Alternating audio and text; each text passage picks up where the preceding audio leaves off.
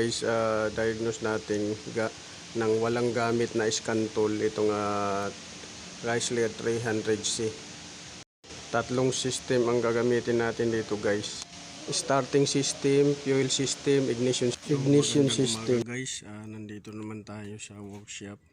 So share ko lang sa inyo guys yung nangyari dito sa Chrysler 2006 6.1 liter na Hemi engine. So halos ano na to, kahapon din na-diagnose to ng electrician. Inabot na isang oras o 2 oras. Hindi pa niya mahanap-hanap guys yung yung sira. Hinayaan ko lang siya kasi minsan pagka tinulungan mo tamad kumilos. So hinayaan ko lang siya guys yung diagnose niya until na niwanan niya. Tapos pumunta siya sa opisina, pinatawag ako para i-diagnose. So ang issue nito guys, yung sasakyan nito ay umaandar siya. Pagka umandar, pagka tumatakbo mga 1 kilometro o ilang kilometro namamatay. So tinowing na to, by winch na to siya. So yun guys yung yun yung symptoms nito. Yung maandar siya, pagkatapos sa andar pupunta, pag takbo dun sa highway namamatay. Tapos pagka in-start ayaw na naman umi-start. Yan yung niya, symptoms.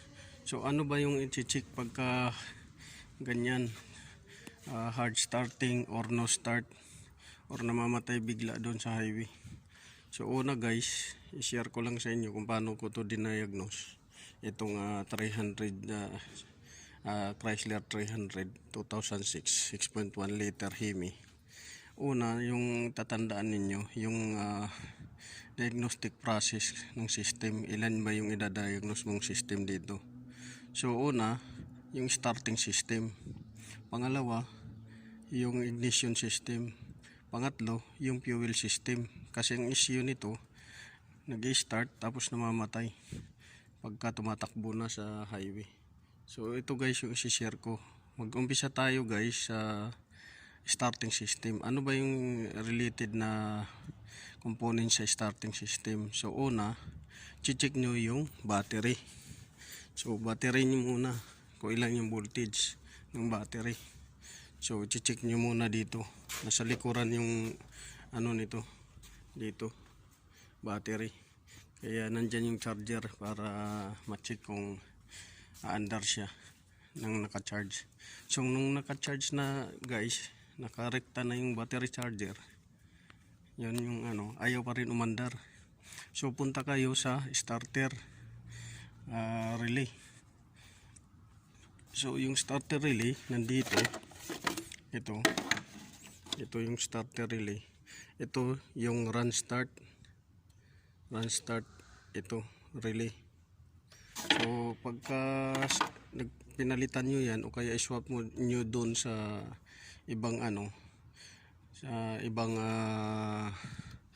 relay, tsaka yung fuse, pag ayaw pa rin mag-start guys, so na-check na ninyo yung starter relay na ayaw pa rin ma-start bago na yung starter relay. So ayaw pa rin siya mag-start. Tapos nag-charge na kayo ng battery, rekta na, ayaw pa rin mag-start, nakarekta na yung battery. Ayan, battery charger, jumper cable. So okay na, na-test na ninyo sa battery, ayaw mag-start kahit na mataas na yung load. Pumunta na kayo sa starter relay, run start, tsaka starter relay nya. So i-check ko ngayon yung starter na kung may corrosion ba doon sa terminal, baka doon naglulus. So pagka na-check na yan starter relay, at saka na-check na yung starter, okay. So okay yung battery, okay yung starter, okay yung relay. So punta na kayo sa ignition. So sa ignition guys, pagpunta niyo sa ignition, check lang ninyo kung yung ignition run, yung relay is intact. So palitan nyo yun o kaya swap kayo sa magandang relay. Tapos punta kayo dito sa TCM relay.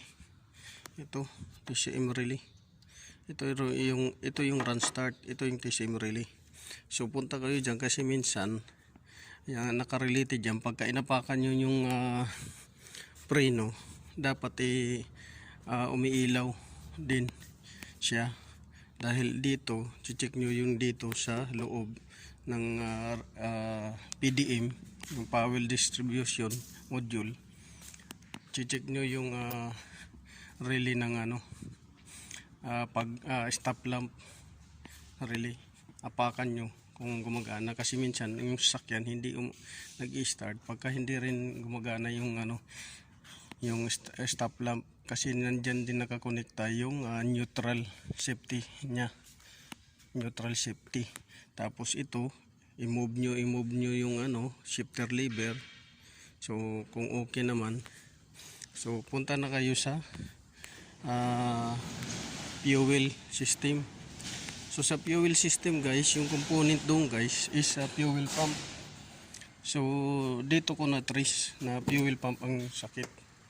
Dahil yung fuel pump nito is sunog, pati yung connector. Ayan, sunog dyan. Sunog. So dyan ko na confirm na fuel pump. So yung guys yung may share ko sa inyo. So hindi isa lang yung titingnan ninyo.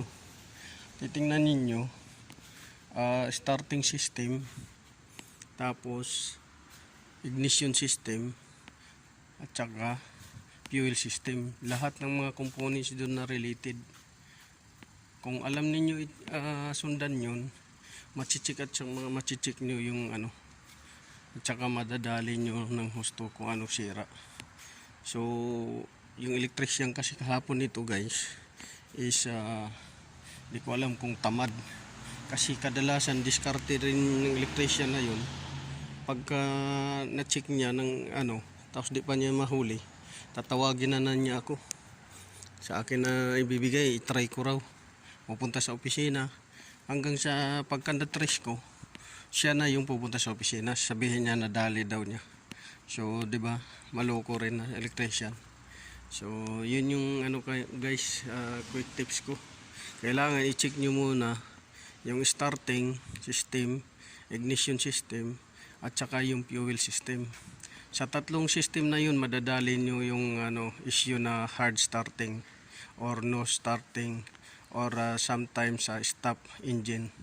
Yun madadali nyo. So yun lang guys, maraming salamat. So ito fuel pump na to. So paki-like, subscribe, at saka click the notification bell button guys. So fuel pump na yung nito, tsaka yung harness nya, yung connector papalitan. So yun lang guys. So maraming salamat.